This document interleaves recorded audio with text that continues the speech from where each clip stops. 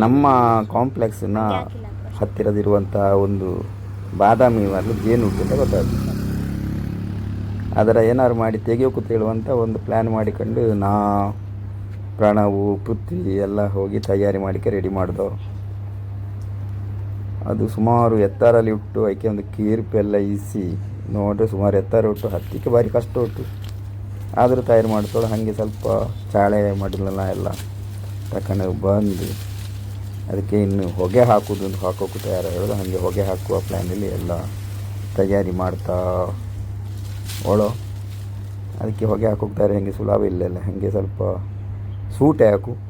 ಸೂಟೆ ಅಂತ ಹೇಳಿದ್ರೆ ಮಡ್ಲಿನ ಕಟ್ ಮಾಡಿ ಆಯ್ಕೆ ಒಂದು ರೌಂಡ್ ಮಾಡಿ ಆಯ್ಕೆ ಸೂಟೆ ಮಾಡಿಕೆ ನಾ ತಯಾರಿ ಮಾಡ್ತಿದ್ದೆ.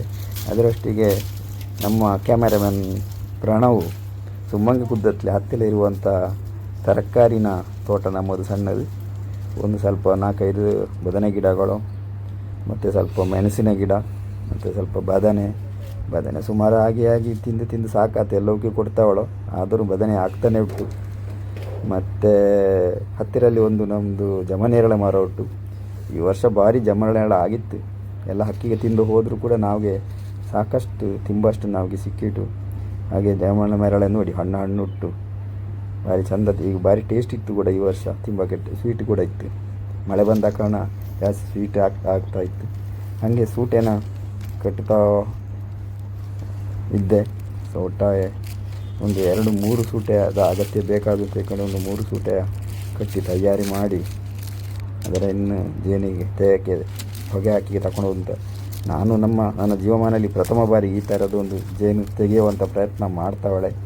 ಇಷ್ಟವರೆಗೆ ತೆಗಿಲೆ ಜೇನು ಪೆಟ್ಟಿಗೆನ ಜೇನು ತಿಂಬುದಲ್ಲದೆ ಈ ಕಾಡು ಜೇನಿಗೆ ಹೀಗೆಲ್ಲ ಬೆಂಕಿ ಹಾಕಿ ಅದರ ತೆಗೆದು ಅಂತ ಹೇಳುವಂಥ ನನಗೆ ಐಡಿಯಾ ಇಷ್ಟವರೆಗೆ ಗೊತ್ತಿತ್ತಲೆ. ಅದರ ಒಂದು ಎಲ್ಲವೂ ಅವು ಇವು ಹೇಳಿದರೆ ಕೇಳಿ ನಾನು ಒಂದು ಪ್ರಯತ್ನ ಮಾಡಿಕೆ ಹೊರಟೆ. ಒಂದು 3 ಸೂಟೆ ರೆಡಿ ಆಯ್ತು. ಅದರ ಹಿಡ್ಕೊಂಡು ನಾವು 2 ಪ್ರಣವನ ಪೃಥ್ವಿ ಹೋಗಿ ಅಕ್ಕಲೆ ಜೇನು ಮರದ ಅಕ್ಕಲೆ ಹೋದವು. ಹೋಗಿ ಇನ್ನು ಅದಕ್ಕೆ ನೋಡಿ ಅದು ಎಷ್ಟು ಎತ್ತರಲ್ಲಿ ಉಟ್ಟು ದೇಕಣು, ಭಾರಿ ಎತ್ತರಲ್ಲಿ ಉಟ್ಟು, ಕೇರ್ಪುನ ಕುಡೀಲಿ ಉಟ್ಟು ಜೇನುನೊಣಗ ಏರಿನ ಫುಲ್ ಕವರ್ ಮಾಡಿ ಕುದ್ದೋಳು. ಅವರ ಇನ್ನು ಹೊಗೆ ಹಾಕಿ ಓಡಿಸುವಂಥ ಒಂದು ಐಡಿಯಾ ಇರುವಂಥದ್ದು. ಹೊಗೆ ಹಾಕೋದು ಹೆಂಗೆ ಅಂತ ಹೇಳ್ಕೊಂಡು ರೆಡಿ ಮಾಡಿಕೆ ಮುಂದೆ ಕೇರ್ಪುನೆಲ್ಲ ತಗೊಂಡು ಬಂದು ಹಾಕಿ ಅದರ ಆ ಗಿಡಕ್ಕೆ ಆ ಮರಕ್ಕೆ ತಗಲು ಹಕ್ಕಲೆ ಹೋಗುವಂಗೆ ಅದರ ಸೆಟ್ ಮಾಡಿ ಆಯ್ತು. ಸೆಟ್ ಮಾಡಿ ಅಲ್ಲಿ ಗೆಲ್ಲು ಕೂಡ ಅಷ್ಟೇನು ತೋರ ಇಲ್ಲೇ, ಆದರೆ ಒಂದು ಧೈರ್ಯಲ್ಲಿ ಯಾರು ಹಿಡ್ಕೊಂಬ ಹೇಳುವಂಥ ಧೈರ್ಯಲ್ಲಿ ಗೆಲ್ಲಿಗೆ ಒಗ್ಗಿಸಿ ಆಯ್ತು. ಒಂದು ಗೋಣಿ ಅಡಿಕೆ ಚೊಪ್ಪನ್ನು ಕೂಡ ತಗೊಂಡು ಬಂದು ಅದಕ್ಕೆ ಒಂದು ಒಡೆದ ಚಟ್ಟಿ ಇತ್ತು. ಆ ಚಟ್ಟಿಲಿ ಅಡಿಕೆ ಚೊಪ್ಪನ್ನು ಹಾಕಿ ಅದಕ್ಕೆ ಬೆಂಕಿ ಹಾಕಿದೋ. ಬೆಂಕಿ ಹಾಕಿಗೆ ಅಡಿಕೆ ಚೊಪ್ಪು ಇನ್ನು ಮತ್ತೆ ಮಡ್ಲಿ ಎಲ್ಲ ಆಗಿ ರೆಡಿ ಮಾಡ್ತಾವಳು. ಅದರೊಟ್ಟಿಗೆ ಇನ್ನು ಹೊಗೆ ತುಂಬ ಬೇಕಾದೆ. ಹೀಗೆ ಸ್ವಲ್ಪ ಹಳತು ಮದುವೆ ಕಾಗದಾಗಿದ್ದು ಅದಕ್ಕೆ ಸ್ವಲ್ಪ ಬೆಂಕಿ ಎಲ್ಲ ಕೊಟ್ಟು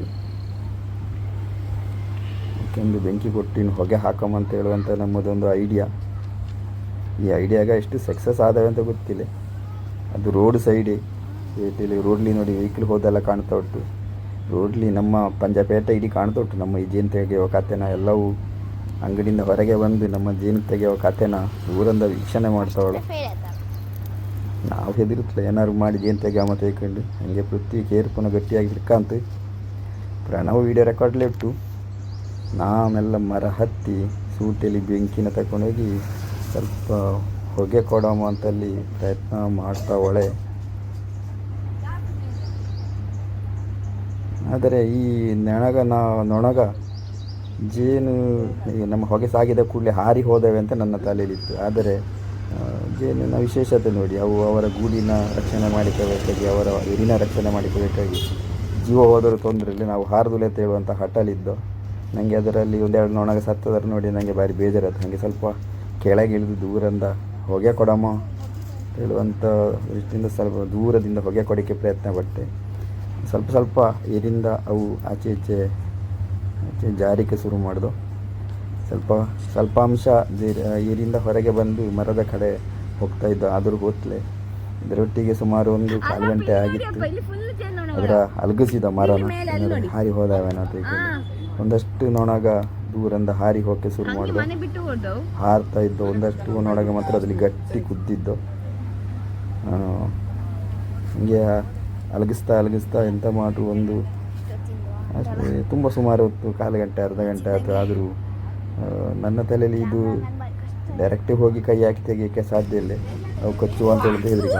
ಈ ಅಲಗಿಸುವ ರಭಸಕ್ಕೆ ಒಮ್ಮೆ ಎಲ್ಲ ಒಂದಷ್ಟು ನನಗೆ ಓಡ್ದವ ಎಲ್ಲ ಒಮ್ಮೆ ಹರಿ ಬಿದ್ದು ಬಡ್ಸಿ ಓಡಿ ಆಯ್ತು ಜೀನ್ ನೊಣ ಕಚ್ಚು ಅಂತ. ಆದರೆ ಒಂದೇ ಒಂದು ನೊಣ ಕಚ್ಚಿಕೆ ಬಾತಿಲ್ಲ, ಹೊಗೆ ಸಾಕಷ್ಟು ಇತ್ತು. ಇನ್ನೆಂತ ಮಾಡ್ದಪ್ಪ ಅಂತ ಹೇಳಿಕೊಂಡು ಆಲೋಚನೆ ಮಾಡ್ತಿರ್ಕೊಂಡು ಪೂರ್ಣಿ ಒಂದು ಐಡಿಯಾ ಕೊಟ್ಟಿತ್ತು ಪೃಥ್ವಿಗೆ. ಒಂದು ಪೈಪನ್ನ ತಗೊಂಡು ಬಂದು ಅದರಲ್ಲಿ ಹೊಗೆನ ಹಿಡಿದು ಅದಕ್ಕೆ ಜೇನಿನ ಹಕ್ಕಲೆ ಬಿಟ್ಟರೆ ಹೊಗೆ ಹಾರುವ ತೆಗೆಕೊಂಡು ಇವಳು ಒಂದು ದೊಡ್ಡ ಪೈಪನ್ನ ಹಿಡ್ಕೊಂಡು ತಗೊಂಡು ಬಂದು ಆಕಿನ ಹೊಗೆ ಕೊಡಿಕೆ ಅಂತಲ್ಲಿ ಎಲ್ಲ ಐಡಿಯಾ ಮಾಡ್ತಾವಳು. ನನಗೆ ಎಲ್ಲವರು ಮಾಸ್ಟರ್ ಪ್ಲಾನ್ ಇವರದೆಲ್ಲ, ನನಗೆ ಸಹ ಅದರ ಐಡಿಯಾ ಏನಿಲ್ಲ. ಹೊಗೆ ಹೋಗಿ ತೆಗೆದು ಅಂತೂ ಒಂದು ಪೈಪು ತಂದು ಹಾಕಿ ಆಯ್ತು.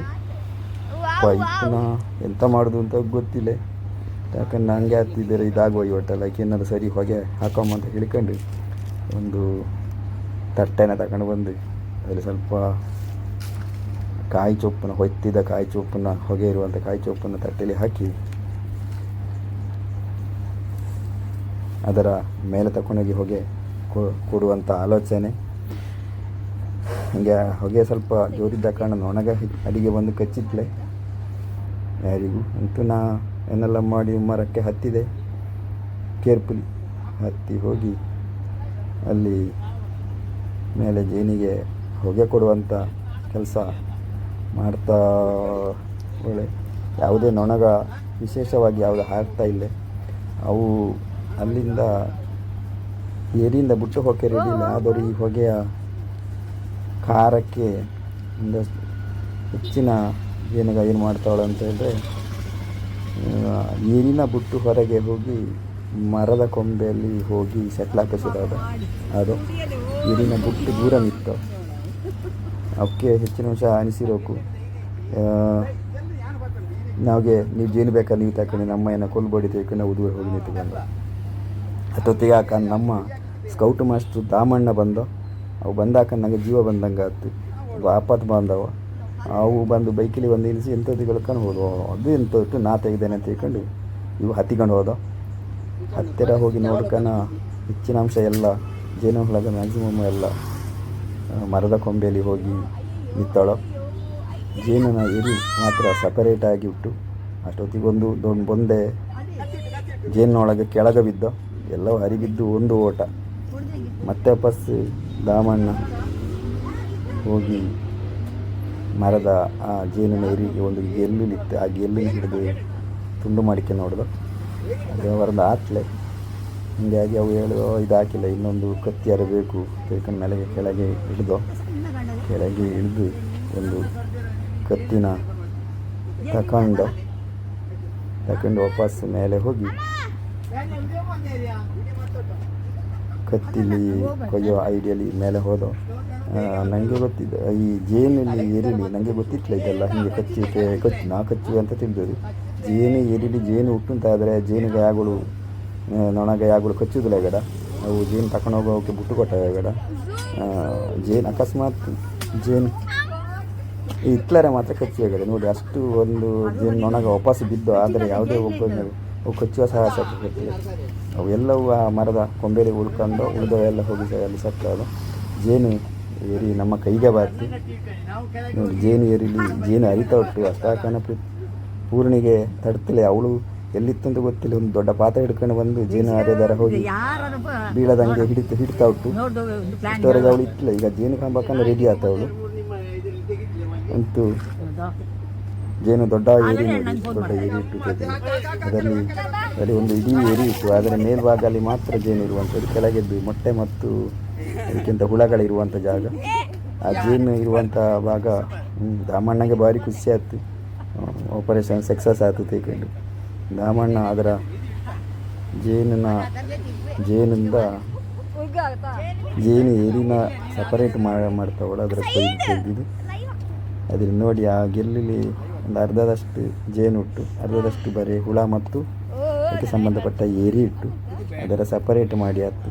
ಹಾಂ, ನಮ್ಮಣ್ಣ ಹೇಳ್ತಾವಳು ಅದು ಈ ಏರಿನ ತಗೊಂಡೋಗಿ ಕಟ್ಟಿದ್ರೆ ಎಲ್ಲರೂ ಜನಗೆಲ್ಲರೂ ಉಪಯೋಗ ಆದ ನೋಡಿ. ಅಲ್ಲಿ ತುಂಬ ಮೊಟ್ಟೆ ಕೂಡ ಉಂಟು. ನನಗೂ ಅನಿಸಿತ್ತು ಇದರ ಏನಾದ್ರು ಮಾಡೋಕು ಬೇಕು. ಹಾಗೆ ಫಸ್ಟಿಗೆ ಅದರ ತಗೊಂಡೋಗಿ ಕರಳಿಸಿದೆ.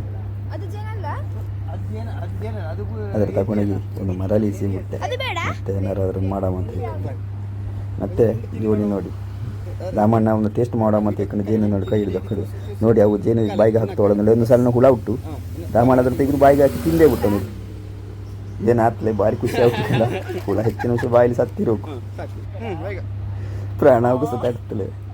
ಪ್ರಾಣವು ನೋಡಿ ತಿನ್ಬೋದು ಭಾರಿ ಖುಷಿ. ಅವಂಗೂ ನೋಡಿ ಅವಂಗೂ ಭಾರಿ ಇಷ್ಟ ಆಯ್ತು. ಅವನು ಸ್ವಲ್ಪ ಇಷ್ಟ ತಿತ್ತಲೆ ಈ ಥರ ಚೇನು ಮರ ಅಂತ ಇದ್ದಾರೆ.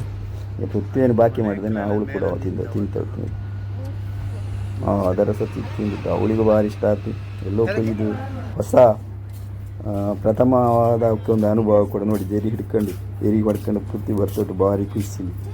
ಸುಮಾರು 1.25 kg ಅಷ್ಟು ಜೇನು ಇರುವಂಥ ಒಂದು ಏರಿ. ನಾವು ಸಹ ತಿನ್ನೋಕೂತ ಅನಿಸಿತ್ತು. ಹಾಗೆ ನಾನು ಸಹ ತಿಂದು ನೋಡಿದೆ. ದೊಡ್ಡದ ಏರಿ ತಿಂದೆ, ಭಾರಿ ಟೇಸ್ಟ್ ಉಂಟು. ಈ ಕಾಡು ಜೇನಿನ ಟೇಸ್ಟೇ ಬೇರೆ, ನಾವು ಅಂಗಡಿ ತಗೊಂಬ ಜೇನಿನ ಟೇಸ್ಟೇ ಬೇರೆ. ಇದರ ರುಚಿ ಭಾರಿ ರುಚಿ ಇದ್ದದೆ ಮತ್ತು ಭಾರಿ ಒಳ್ಳೆಯದು ಕೂಡ. ಪ್ರಣವ್ ಮತ್ತು ಅವನಿಗೆ ತಡ್ತಲೆ ಮತ್ತು ಅವ್ನು ತಿಂತಾನೆ ಬಿಟ್ಟ. ಇವ ಭಾರಿ ಲಾಯ್ಕ್ ಉಟ್ಟು ಗಡ ನೋಡಿ. ಅಷ್ಟು ಹಾಕೋಣ ಪೂರ್ಣಿಗೆ ತಿನ್ನೋಕೂದ ಆಯ್ತು. ಭಾರಿ ಆಸೆ ಆಯ್ತು ಅವಳಿಗೆ ಕೂಡ. ಅವಳು ಸಹ ತಿಂದೈತಿ. ಎಲ್ಲೂ ಭಾರಿ ಎಂಜಾಯ್ ಮಾಡಿದವು. ಜೇನು ತುಂಬಾ ಸಿಕ್ಕಿತ್ತು. ಮತ್ತು ವಾಪಸ್ ಏರಿಯಕ್ಕೆಲ್ಲ ಹೋದ. ಏರಿನ ಇನ್ನೇನಾರು ಮಾಡಿ ವಾಪಸ್ಸು ಜೇನೊಣಗಳಿಗೆ ಉಪಯೋಗ ಆದನೋ ಅಂತ ತಿಳ್ಕೊಂಡು ಅದರ ಅದಕ್ಕೆ ಒಂದು 2 ಬಳ್ಳಿ ಹಾಕಿ ಆಯ್ತು. ಬಳ್ಳಿ ಹಾಕಿ ಅದರ ಮರಕ್ಕೆ ಕಟ್ಟುವಂಥ ಆಲೋಚನೆ. ಹಾಗೆ ತಗೊಂಡೋಗಿ ಅಲ್ಲಿ ಹತ್ತಿರ ಮಾವಿನ ಗಿಡ ಇತ್ತು. ಮಾವಿನ ಮರಕ್ಕೆ ಕಟ್ಟಿದ. ಅದರ ಮಾವಿನ ಮರಕ್ಕೆ ಕಟ್ಟಿಬಿಟ್ಟು ಅದರ ಅಲ್ಲೇ ಸಿಗ್ಬಿಟ್ಟು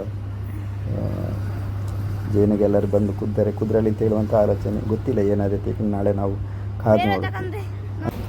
ಅಂತೂ ನಾವೆಲ್ಲ ಸೇರಿ ಕಾಡು ಜೇನನ್ನು ತಿಂದು ಭಾರಿ ಎಂಜಾಯ್ ಮಾಡಿದೋ.